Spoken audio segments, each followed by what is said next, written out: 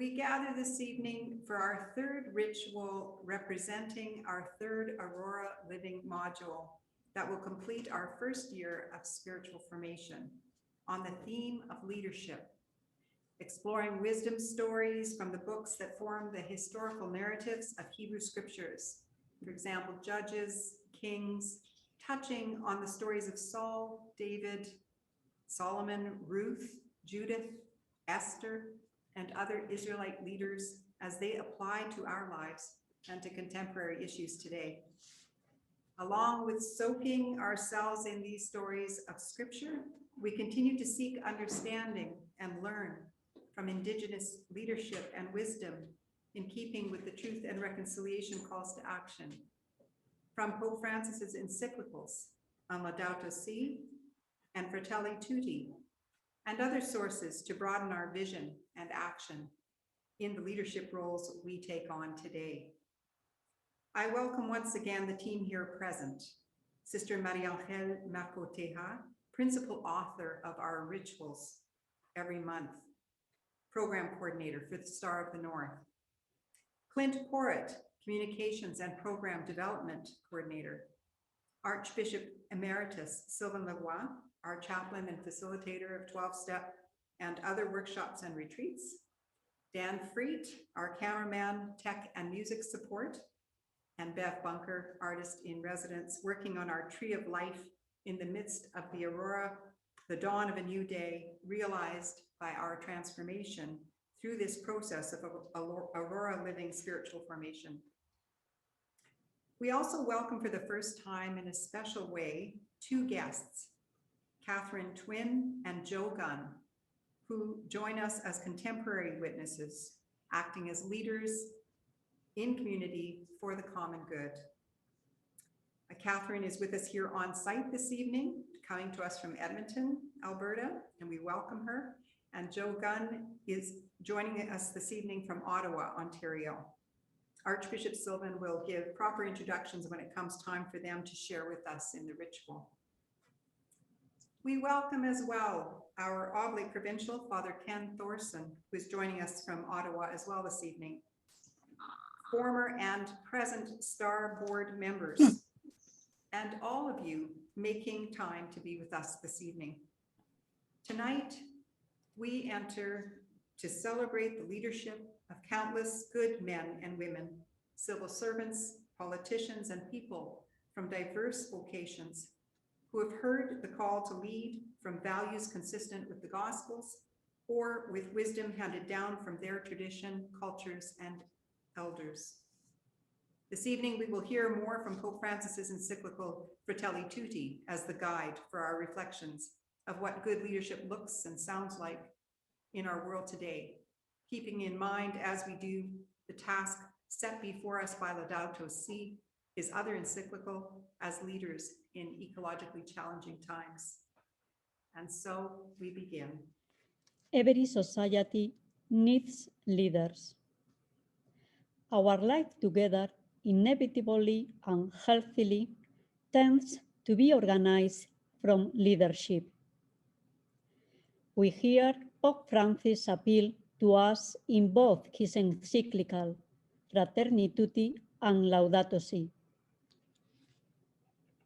Politicians are doers, builders with ambitious goals, possessed of a broad, realistic, and pragmatic gaze that looks beyond their own borders. Their biggest concern should not be about a drop in the polls, but about finding effective solutions to the phenomenon of social and economic exclusion. Everyone's talents and involvement are needed to redress the damage caused by the human abuse of God's creation. All of us can cooperate as instruments of God for the care of creation, each according to his or her own culture, experience, involvements, and talents.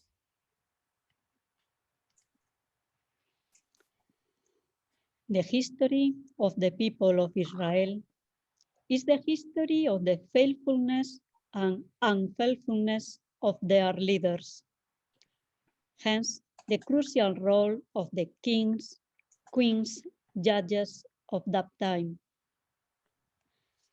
According to the biblical narrative, with them, God was weaving the history of salvation. So give your servant a discerning heart to govern your people and to distinguish between right and wrong.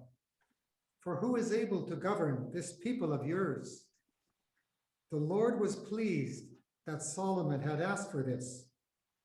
So God said to him, "Since you have asked for this, and not for long life or wealth for yourself, nor have asked for the death of your enemies, but for discernment in administering justice, I will do what you have asked. I will give you a wise and discerning heart, so that there will never have been anyone like you, nor will there ever be."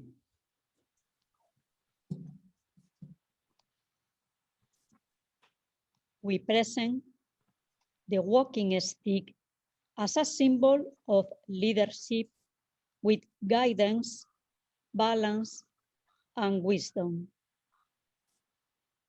I will sing, yes, I will sing. I will sing praises to the Lord, to the God of Israel in song.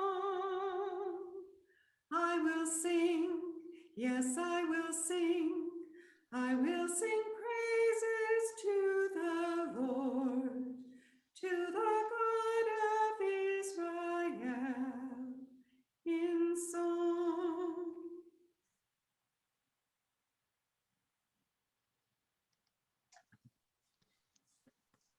After a long struggle for freedom from oppression, the Israelites were liberating from the Canaanites. Deborah, judge and leader of Israel at this time, gave thanks to God in song that reverberates throughout history for all people of goodwill seeking freedom from themselves and the earth from oppression, slavery, and invisibility. At the end of a long hymn, Scripture says the community of Israel experienced 40 years of peace. 40 is the symbol of fullness of peace. Now, Deborah, a prophet, the wife of Lapidot, was leading Israel at that time. She held court under the palm of Deborah between Ramah and Bethel in the hill country of Ephraim. And the Israelites went up to her to have their disputes decided. She sang,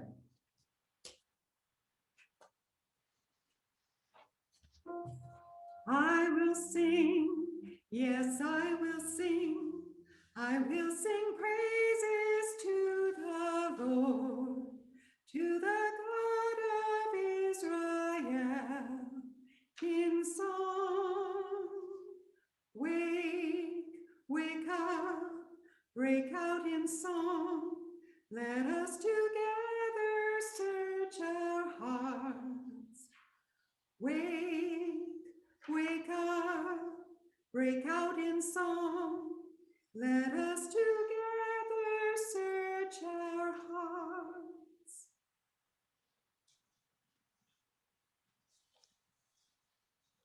We present the eagle feather as a symbol of wisdom in creation and of wisdom with the elders and people.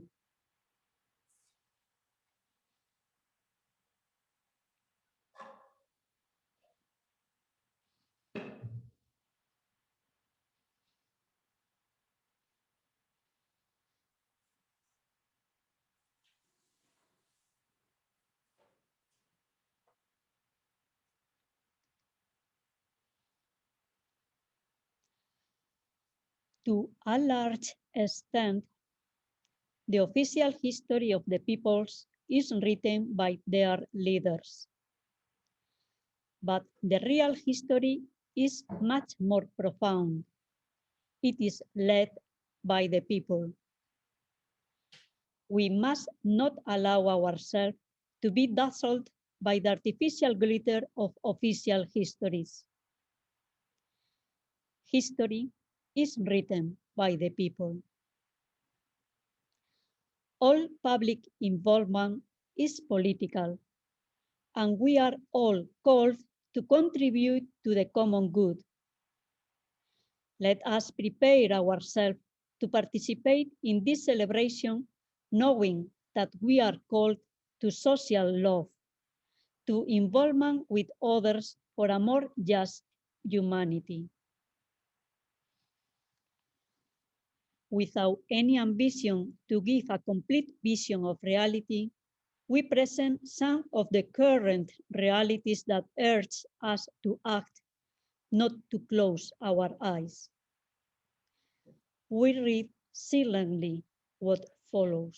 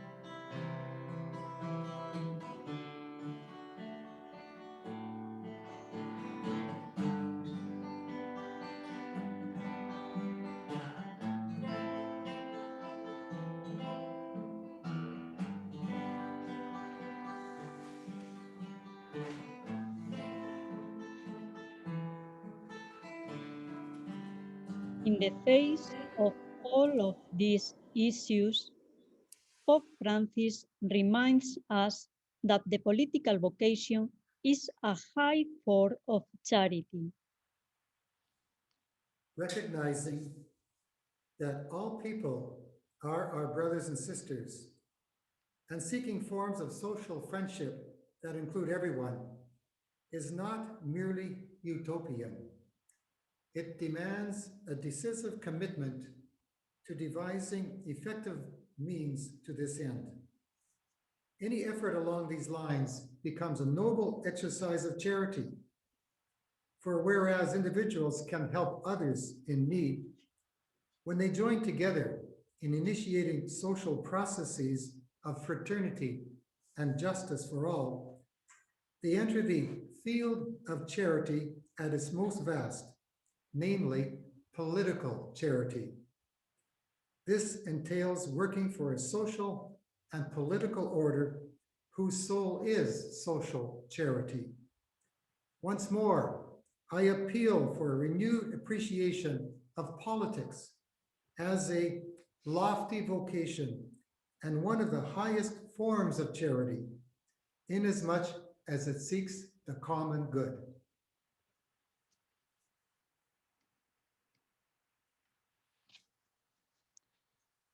Since it is evident that the economy alone does not guide humanity toward a fair condition of coexistence, it is necessary to strengthen the world order.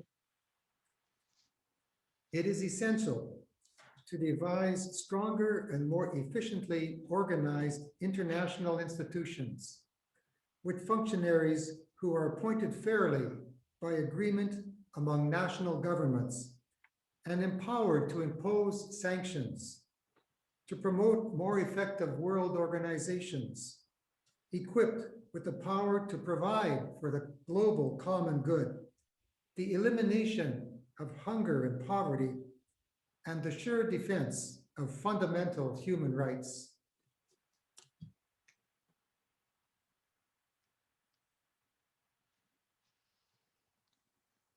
It is true that it is easy to see what is wrong, but examples cry out to heaven. The political arena is often not a constructive space. Political life no longer has to do with debates about long-term plans to improve people's lives and to advance the common good, but only with slick marketing techniques primarily aimed at discrediting others. In the craven exchange of charges and countercharges, debate degenerates into a permanent state of disagreement and confrontation. But falling into the temptation of everything is wrong does not help. The complaint that everything is broken is answered by the claim that it can't be fixed or what can I do? This feeds into disillusionment and despair and hardly encourages a spirit of solidarity and generosity. We are all called to get involved. Pope Francis insists that we do not expect everything from those who govern us.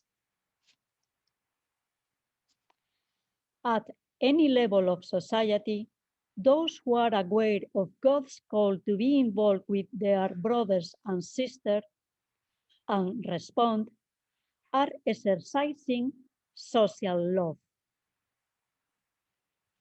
Each day offers us a new opportunity, a new possibility.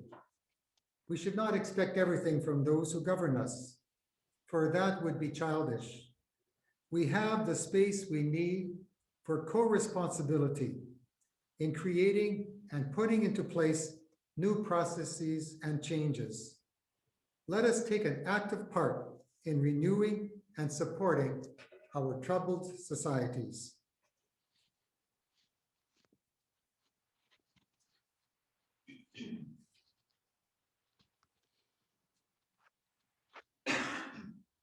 we present the blanket of the circle of beauty as a symbol of covering over despair and hopelessness with warmth, gratitude, and joy in action for the journey.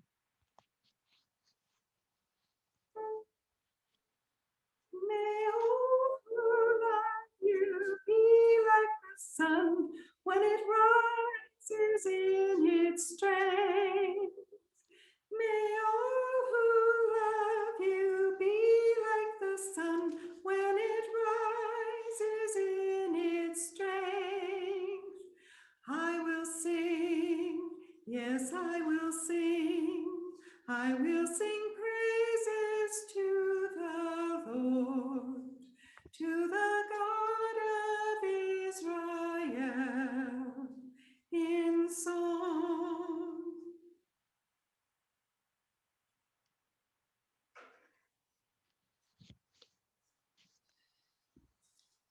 The Pope has a deep appreciation for the popular movements, a torrent of energy in which he really places his hope. What is needed is a model of social, political, and economic participation that can include popular movements and invigorate local, national, and international governing structures with that torrent of moral energy that springs from including the excluded in the building of a common destiny. Social problems must be addressed by community networks. And now we have the privilege of listening to a video by Joe Gunn. Joe is the executive director of Centre Oblat, a Voice for Justice. And that is a joint project of the 3 Canadian Oblate provinces and St. Paul University in Ottawa. An accomplished speaker and activist on social and environmental concerns, Joe has been especially active in promoting leadership among the faith-based and ecumenical organizations in Canada and NGOs in Latin America. Joe previously served as consultant to the Conference of Canadian Catholic Bishops. He's a great friend of the Oblates. He's author of the book Journeys to Justice, Stories of Social Activists, and has a great heart for justice and ecology. There, thank you very much, Archbishop Sylvain. It's a pleasure to be with you this evening from Ottawa. And I very much appreciate how the evening has been organized. I must say that my own parish is studying Fratelli Tutti, the encyclical, which you took many lessons from. And I must say that if you have the chance to read it yourself, you might look at especially 2 chapters, the 2nd chapter and the 5th. My friend Cardinal Mike Cherney, the Canadian Cardinal in the Vatican, suggests these are the 2 really new kind of chapters in that encyclical. So number 2, you'll see a little bit more of later on in the evening. This is when Pope Francis does a little exegesis, if you will, on the story we all know of the Good Samaritan. And you know that story arises because the scribes and Pharisees question Jesus and say, "Who is my neighbor?" And Francis, I really think, turns that around and asks us all to think about who isn't my neighbor? Who isn't my neighbor? Everyone really is. But the 5th chapter is really one that a lot of the little quotations that we heard this evening come from. The 5th chapter is more challenging for North Americans, really. And that's because the 5th chapter has got this title of A Better Kind of Politics. And most of us in North America, most of us as Christians in North America, are kind of afraid of getting involved in politics, and we really have a bad image of politics. And what Francis is trying to do, if you will, is rehabilitate politics. What is this high calling of politics?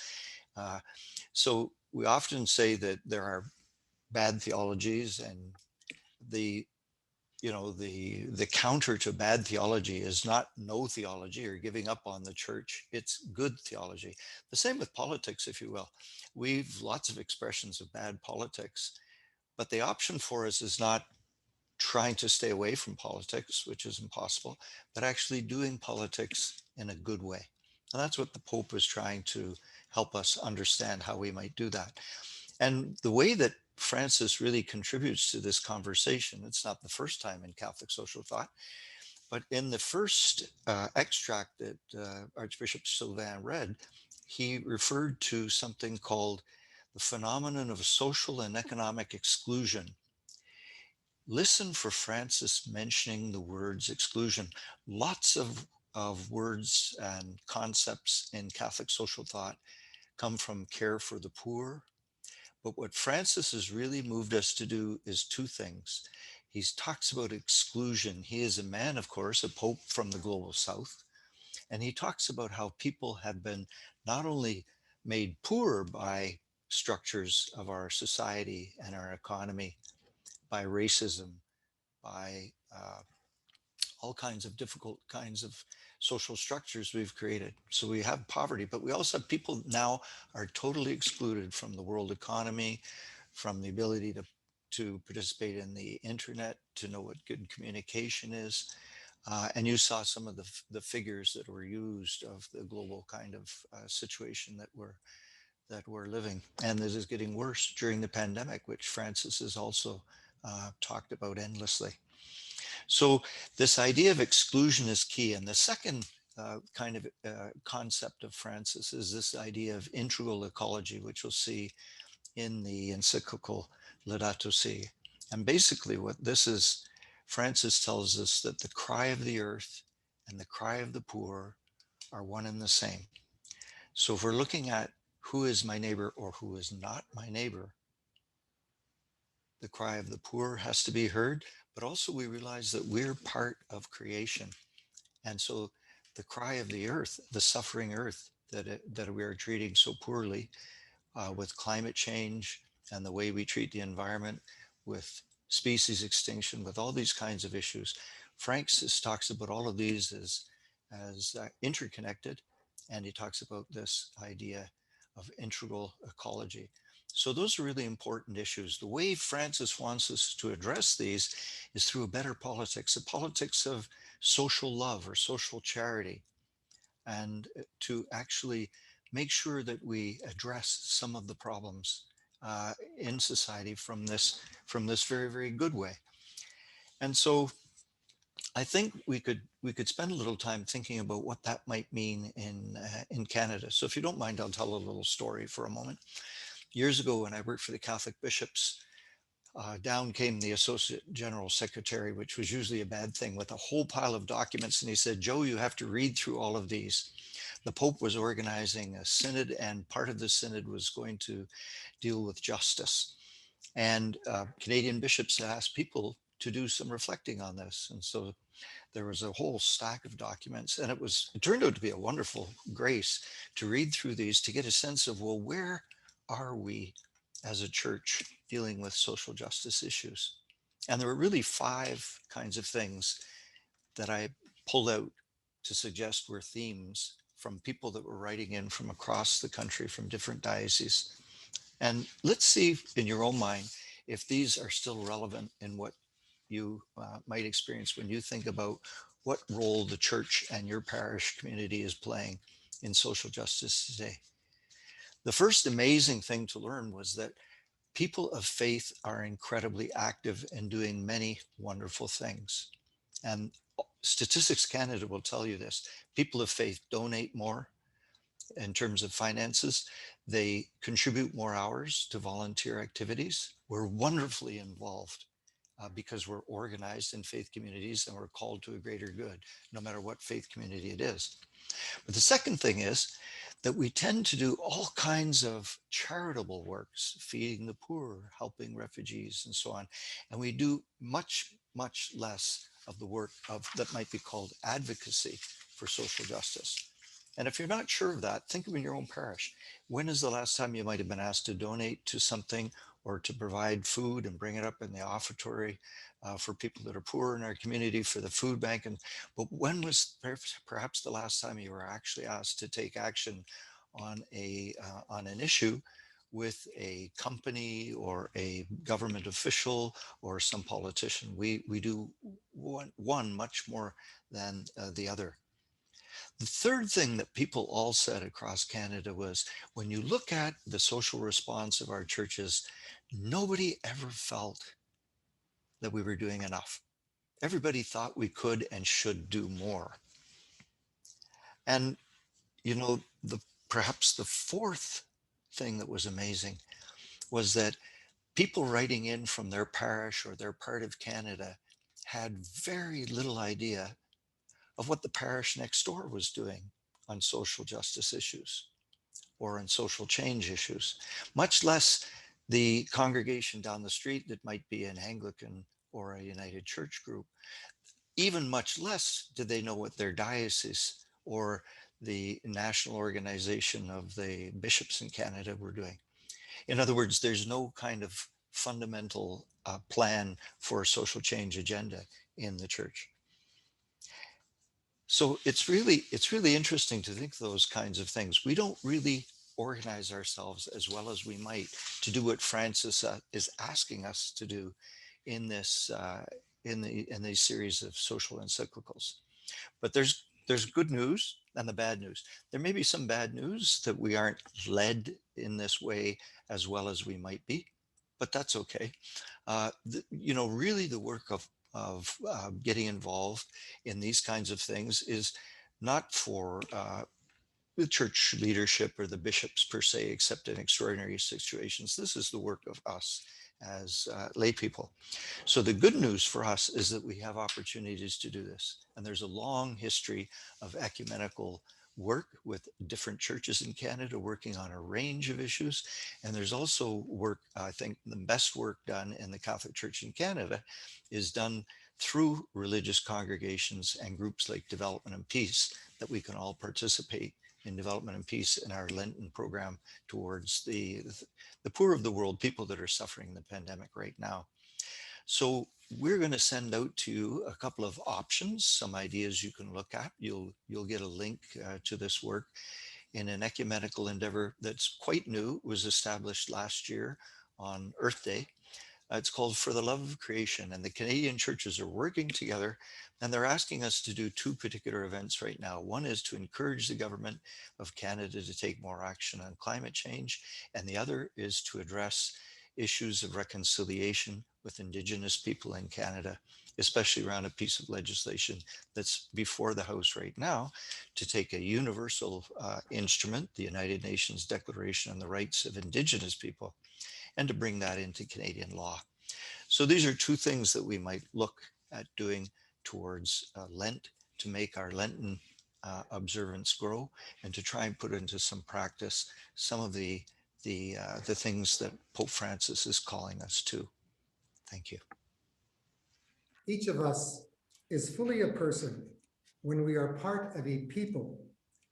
Good politics will seek ways of building communities at every level of social life in order to recalibrate and reorient globalization and thus avoid its disruptive effects. No one can face life in isolation. We need a community that supports and helps us, in which we can help one another to keep looking ahead. How important it is to dream together. Everyone's talent and involvement are needed to redress the damage caused by human abuse of God's creation. The Pope warns us to the new forms of cultural colonization that alienate us from our roots. Nothing makes manipulation easier. We need a cultural pact that respects the diverse cosmovision. And now we have the privilege of listening to our second guest speaker tonight, Catherine Twin. She tells me she has roots in Lac Saint Anne, and connections to Slave Lake. She's a lawyer with a lot of letters behind her name, and extensive practice and experience in diverse areas, including addiction, trauma, mimetic structures of violence. She tells me her passion is continuing the search to be in touch with her own soul and the soul of others, and maybe detoxifying from our modern world. Hers is a down-to-earth expertise, I find. She's very able to balance the professional and the personal. I've been very impressed at how responsive she is to requests for help, including our own. And so we're privileged to have her here in person to share with us her passion for justice and leadership. She's already accepted tobacco, so we'll invite her to come up and share with us.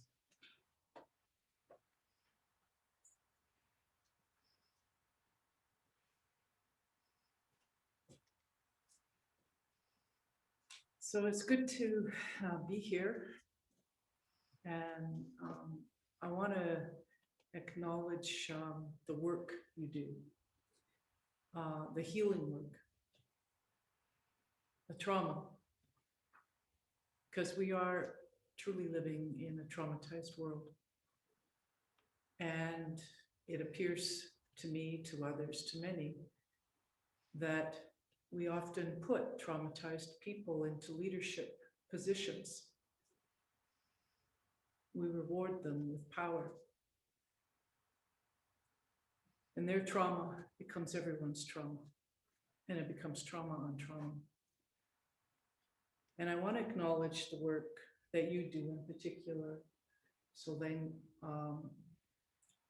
around 12 steps and healing.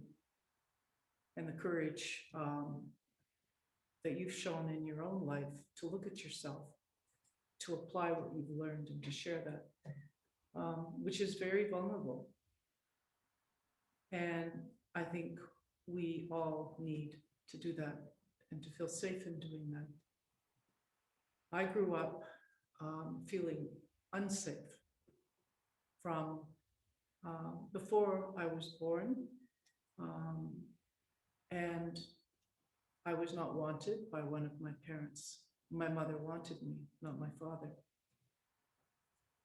And luckily for me, I had a very loving mother, but also a woman, an Indigenous woman, who was under a lot of toxic stress. We had 17 people living in our house in 3 bedrooms with a dirt basement. And my father had come back from World War II with undiagnosed PTSD. And that showed up in addiction. And that got him into criminal trouble. And he then went to jail. And then he converted to a fundamentalist religion when I was 7 years old. And he approached the religion with the same addictive qualities as he had alcohol.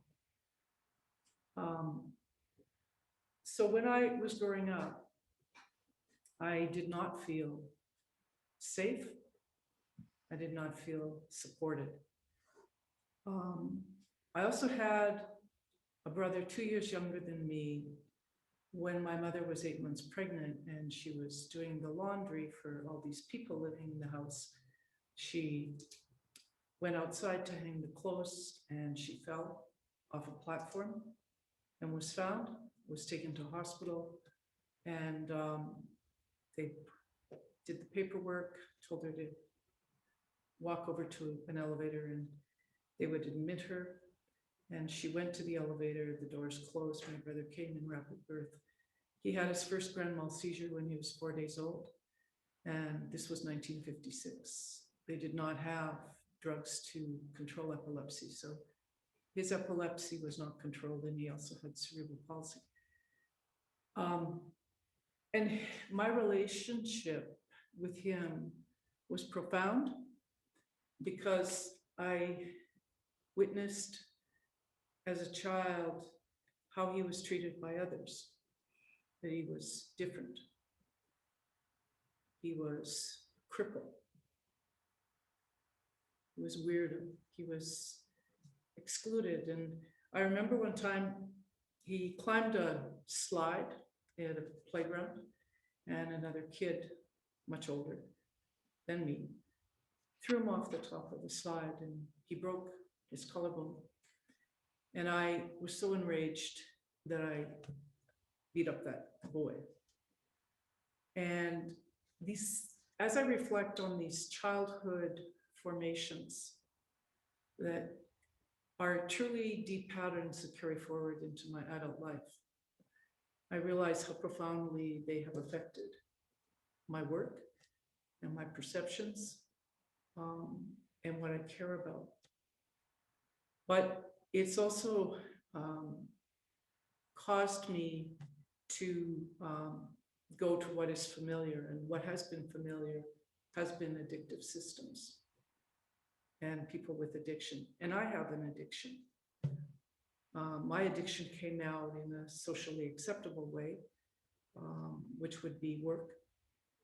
And I was rewarded as superhero of the family. But doing that work, I thought that once I understood addiction and the addictive family system, and I need you to keep me on clock here, please, someone. I thought that was the end of the rabbit hole, and it was not, it was just the beginning. And I know, Beverly, you, the artist, have gone deep, deep, deep into trauma, and our families that we come from, and how the traumas from our ancestors carry forward and shape who we are and how we are in the world. I know that we face many, many problems and challenges that are so complex. I know that we have to come together to solve them. But I also believe that we can only do so doing our own internal work and our own internal healing. And it's when we find our own soul that we can feel the soul of another, that we can find the compassion to move us and give us the strength and the sustainability to continue and to carry through no matter what, because it is not easy. It is not easy. Change is not easy. Changing within is not easy. Change for an addictive family system is very, very difficult. And I come from a First Nation community where the community itself is riddled with addiction and is an addictive system. And that addictive system is like a cannibal. It cannibalizes the soul of the people within it. And they shut down. They lose faith. They lose hope. And there's so much pain that the impulse is to find the easiest solution to end that pain, even if it's temporary and it creates all kinds of additional problems. But that's the response. Now, I saw a statistic that, 35% of Canadian women have suffered physical or sexual abuse. But I know reserve communities where 95% of the girls, the women, the females were sexually abused as children. We don't know what it is for the men, but I know it's very, very high, very high. It's probably as high as it is for the girls. I know that because one of my family members who struggled with addiction since he was very little, and everybody calls him the liar because he lies, he manipulates. But in his pain, he was drinking over 40 ounces a day, and he had a heart attack. He's now in his mid-50s. And they had to paddleboard his heart twice to bring him back. And he shared with me the sexual abuse he endured as a child, which I never knew. Some of my other family members chastise me. Why do you listen? Why do you spend time And I do because that person is my teacher. He's opening a window to the soul, which is also my soul. And somehow, some way, we have to find healing on a massive level. I taught a guest spoke at a advanced criminal law sentencing class in November. And the Supreme Court of Canada issued a case some time ago called Gladue, which if you are sentencing an Aboriginal offender, you must take into account their circumstances, their history, their personal history. In other words, the trauma. When I spoke about trauma and what it does to the brain story. 3 hours. At the end of the class, these third-year law students told me that the word trauma has never even been mentioned in the entire 3 years that they've been in law school. And I said to them, how can you possibly represent your clients, your Indigenous clients, if you don't understand trauma?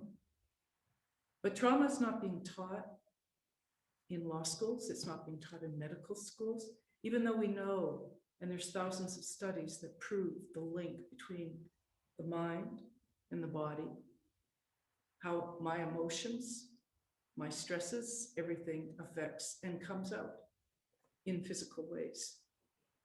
Might be cancer, might be an autoimmune disease. So we're really, really off focus. We have knowledge. We should know more. We can know more, and we need to do better. Hi.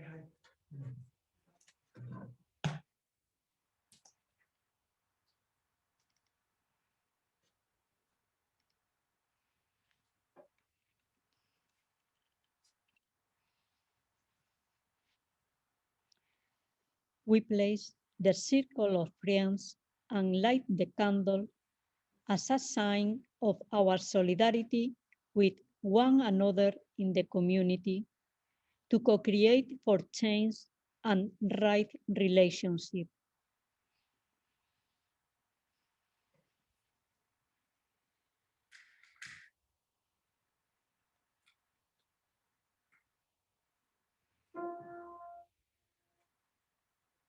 Wake, wake up, break out in song. Let us together search our hearts. Wake, wake up, break out in song. Let us together search our hearts. May all who love you be like the sun when it rises in its strength. I will sing, yes, I will sing. I will sing praises to the Lord, to the God of Israel in song.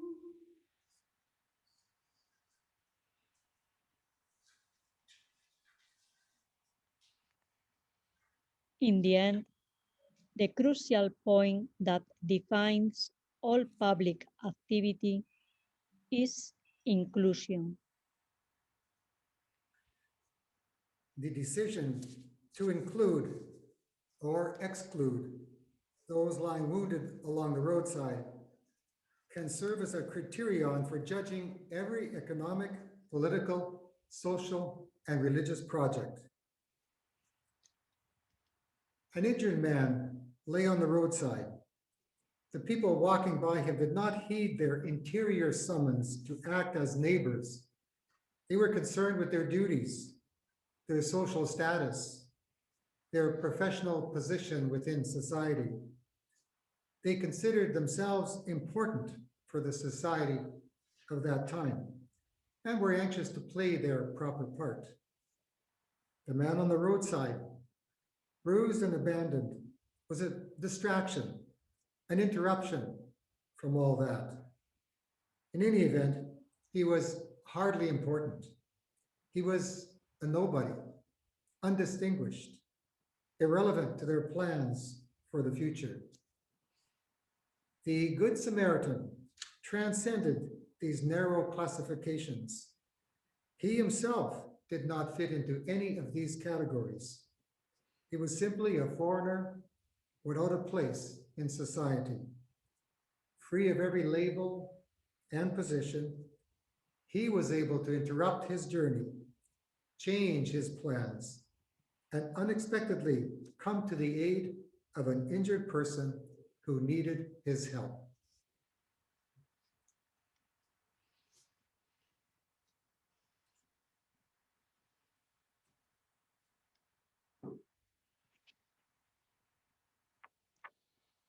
Let each of us now think about ourselves. What character in the parable of the Good Samaritan would I be? What attitudes of attention to the fallen along the way do I have?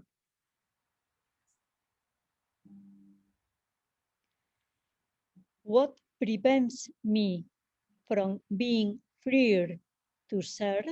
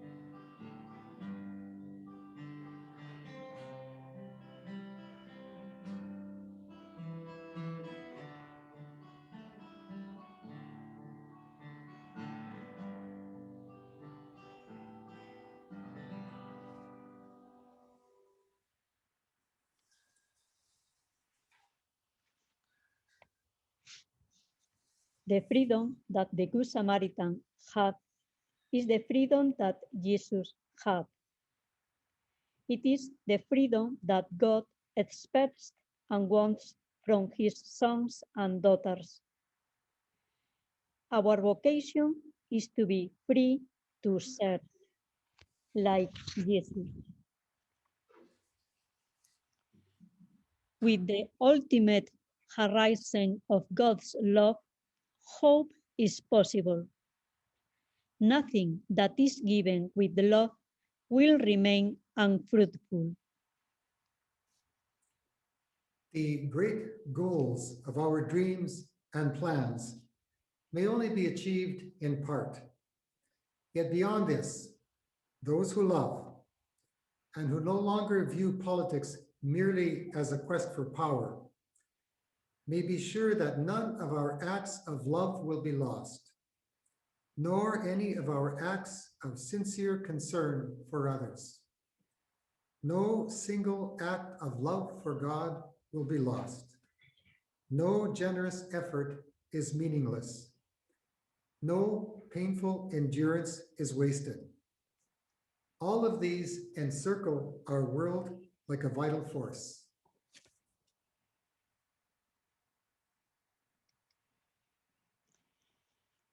We conclude by recalling the call we have as a church to involve ourselves in the struggle for the common good.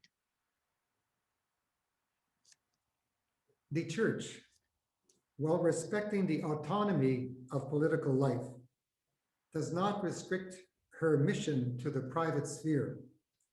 On the contrary, she cannot and must not remain on the sidelines in the building of a better world, or fail to reawaken the spiritual energy that can contribute to the betterment of society.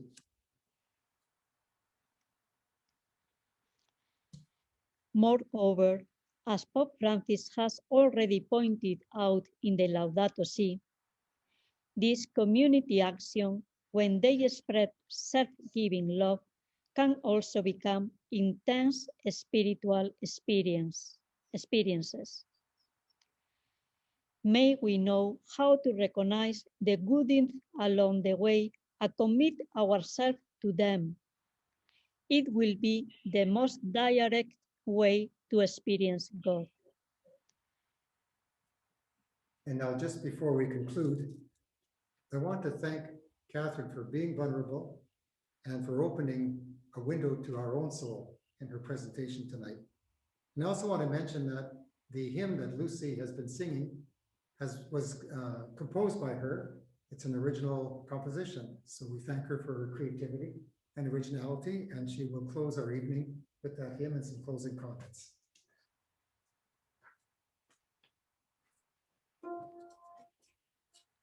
I will sing, yes, I will sing.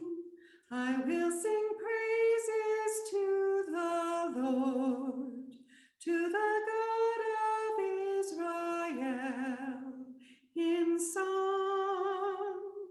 Wake, wake up, break out in song.